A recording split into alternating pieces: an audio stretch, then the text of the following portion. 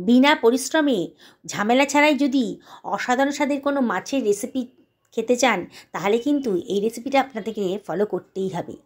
অসাধারণ স্বাদের মাছের রেসিপি, আর খুব অল্প সময়ের মধ্যে আর বিনা পরিশ্রমেই এটা তৈরি হয়ে যাবে। এত সুন্দর খেতে হবে যে আপনি এটা দিয়ে সব ভাত খেয়ে ফেলতে পারবেন। আর আপনার বাড়িতে অতিথি এলে পরে আপনি যদি এই মাছের রেসিপিটা তাদেরকে দেন, তারা কিন্তু দারুণ খুশি হবে, আপনার কাছে রেসিপিটার পদ্ধতি জানতে চাইবে। একেবারেই বানানো সোজা, বিগিনার্সরাও এটা বানিয়ে ফেলতে পারবেন। আমি কতগুলো রুই মাছের পেটি নিয়ে নিয়েছি। পেটি গাদা মেশানোই আছে এখানে। এর মধ্যে দিয়ে দিলাম হাফ টি চামচ মতো হলুদের গুঁড়ো, জিরের গুঁড়ো, ধনের গুঁড়ো আর লঙ্কার গুঁড়ো, সবই হাফ টেবিল চামচ মতো নিয়েছি। আর দিয়ে দিলাম হাফ টি চামচ মতো লবণ, আর দিয়ে দিলাম 1 টেবিল চামচ মতো আদা রসুনের পেস্ট, আর 1 টেবিল চামচ মতো পেঁয়াজ বাটা।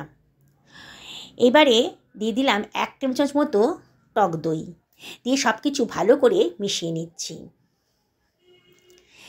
খুব ভালো করে মাছের গায়ে মশলাগুলোকে ভালো করে মাখিয়ে নেব।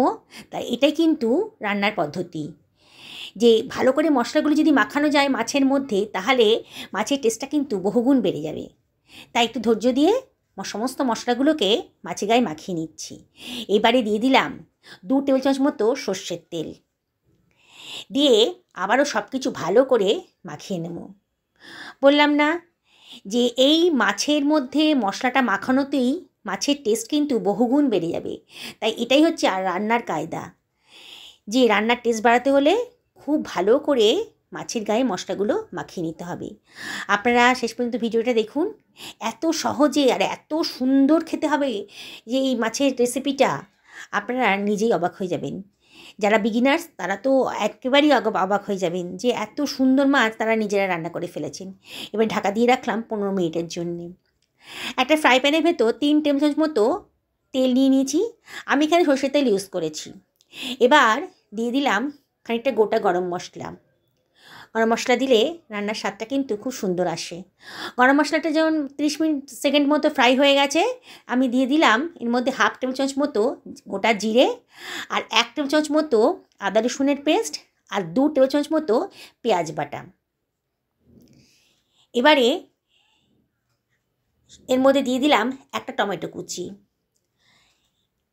এবারে দিয়ে দিচ্ছি 1 টেবিল চামচ মতো হলুদের গুঁড়ো, 1 টেবিল চামচ মতো জিরের গুঁড়ো, 1 টেবিল চামচ মতো লঙ্কার গুঁড়ো, লঙ্কাটা আপনারা নিজেদের পছন্দ মতো দেবেন।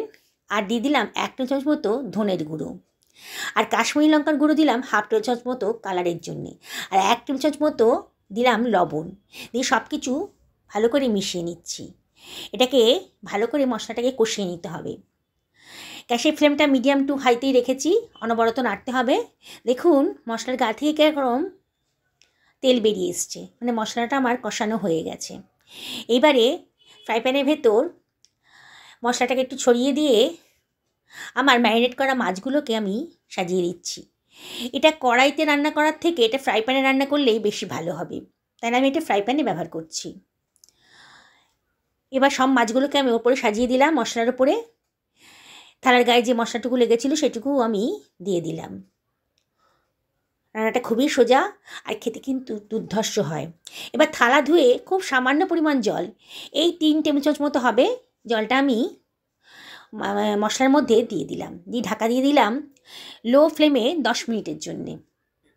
10 মিনিট হয়ে গেছে, দেখুন দেখেই মনে হচ্ছে আমার কিন্তু মাছগুলো একেবারে সেদ্ধ হয়ে গেছে। আর মশলার কালারটাও কত সুন্দর এসছে দেখুন। খুব আলতো হাতে নাড়াতে হবে।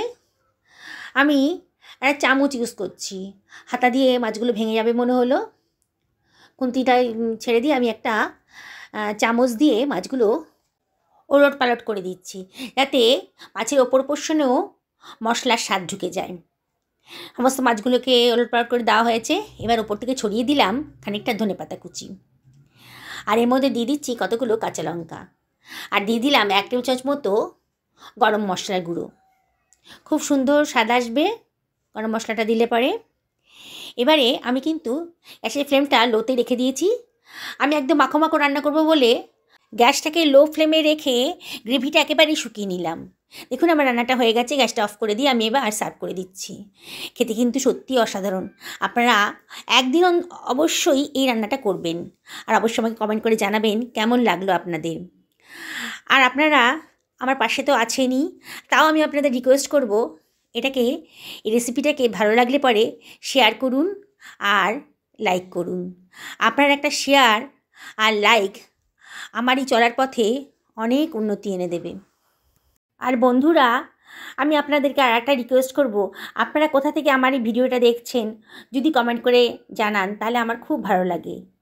আমি জানতে চাই আমার ভিডিওটা কোন দেশ থেকে, কোথা থেকে, কোন অঞ্চল থেকে কারা কারা দেখছে, অবশ্যই জানাবেন। আমি কিন্তু গরম ভাতের সাথে এটা খেতে পছন্দ করি, তাই আমি গরম ভাতের সাথে খেতে বসে গেলাম। আপনারা সকলে ভালো থাকুন, আর আমার এই রান্নাটা একবার অন্তত বাড়িতে করুন, আর অবশ্যই কমেন্ট করে জানাবেন কিন্তু কেমন লাগলো আপনাদের। আপনারা সকলে ভালো থাকুন এই কামনা করি। আবার দেখা হবে অন্য কোনো রেসিপিতে।